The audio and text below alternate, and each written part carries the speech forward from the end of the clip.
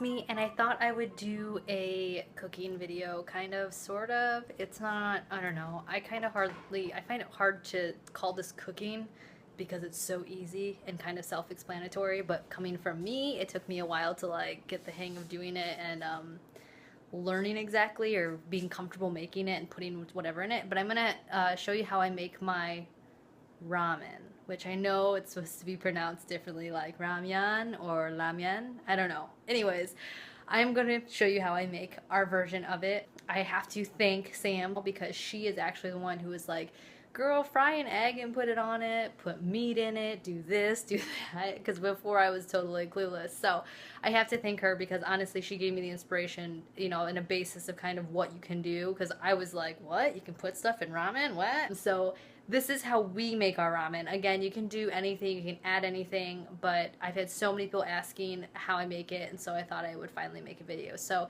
it's nighttime here. John and I are eating dinner late because we wanted to put the kids to bed and then just enjoy a little date night ourselves together. So we waited. So it's nighttime, so I don't know what the lighting is going to be like in the kitchen, but this is the only time I had to make this, so I hope you guys enjoy. So first you're going to want to find your favorite ramyun or ramen or whatever type of brand that you're going to use. I like the Shin Ramyun and the gourmet spicy, so does John. Our kids don't really eat it because it is a little spicy, but it is our preferred brand. Luckily this is also in English in the back, so that is nice as well, because a lot of Asian products I've noticed sometimes do not have English on them whatsoever.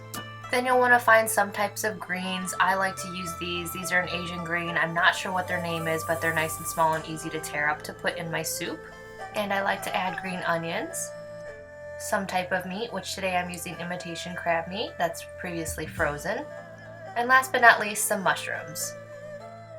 So I like to prepare all of my ingredients before I start cooking. These are the little Asian greens that I had picked out. You can also use spinach. I've tried spinach before just because I didn't make it to my Asian market and that worked out perfectly fine. I'm just going to separate all of the greens, rinse them really well, and then I do tend to tear off the bottoms, just the very end, so that way, I don't know, John and I don't really like them because they don't seem to get as soft as the rest of the lettuce, so we like to tear off just the little ends of them and put them aside.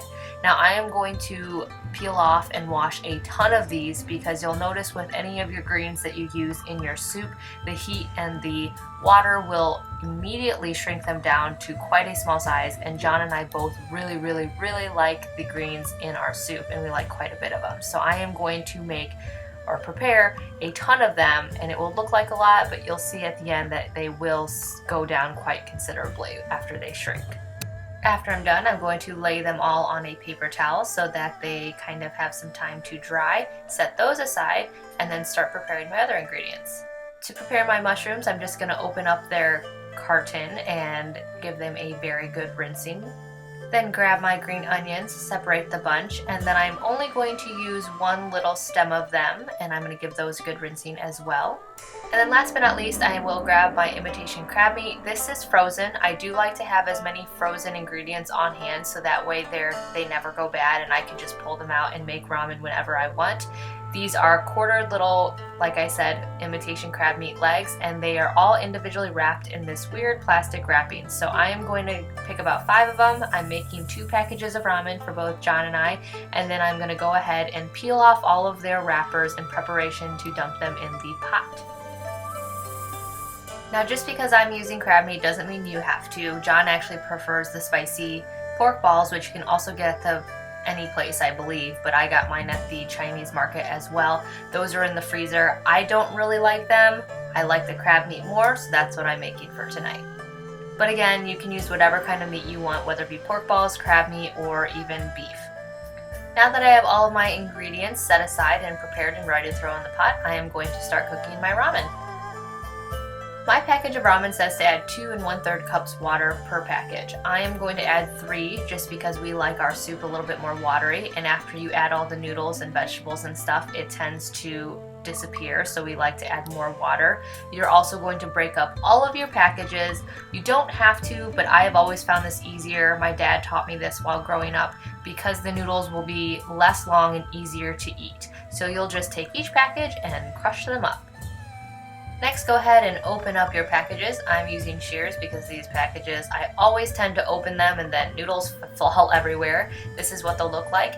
Inside the package, or at least ours, there are 2 different seasoning packets. So you'll want to make sure that you don't, or you do have these packages before you dump your noodles in. I have dumped the packages in numerous times and had to fish them out with my fingers while burning myself on the water, which is never a good idea. While you're waiting for your water to heat up, you can start making any side that you'd like to add to your soup. I am going to be making some chicken and vegetable gyozas. These are just frozen. I love them. They taste amazing and they're very easy to make.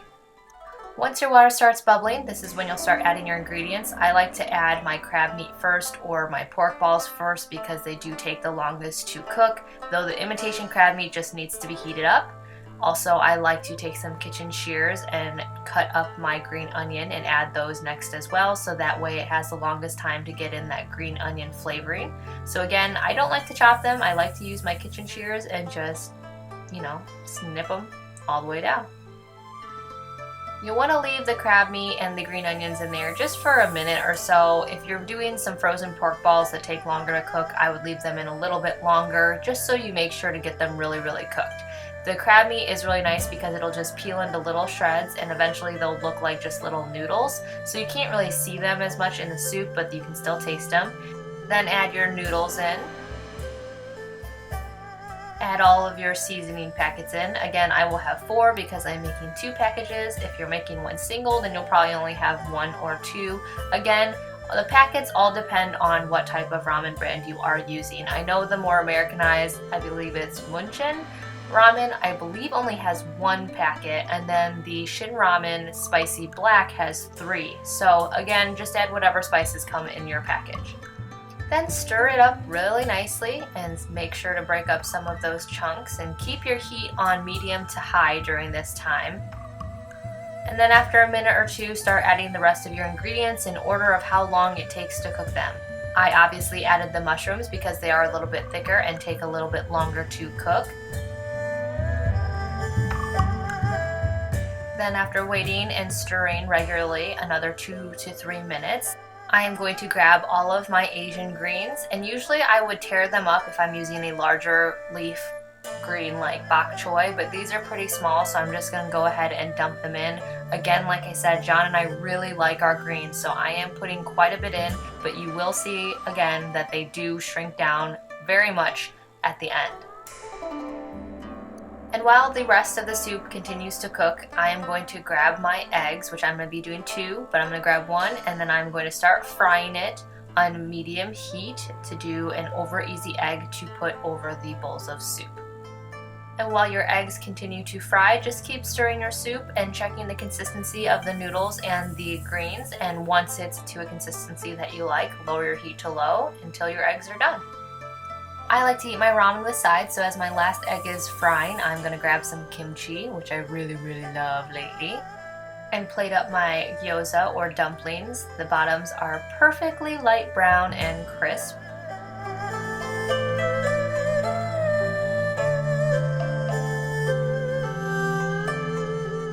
And then bowl up my soup and add my fried egg on top.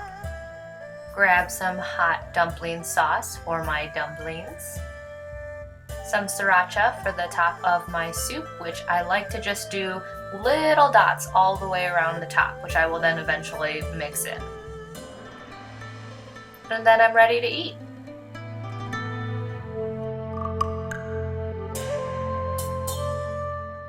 There are many ways that you can cook your egg, but I prefer mine over easy fried because I like to have my nice warm yolky center pouring all over my soup and kind of the toughness of the whites cooked and then chopped up in my soup as well.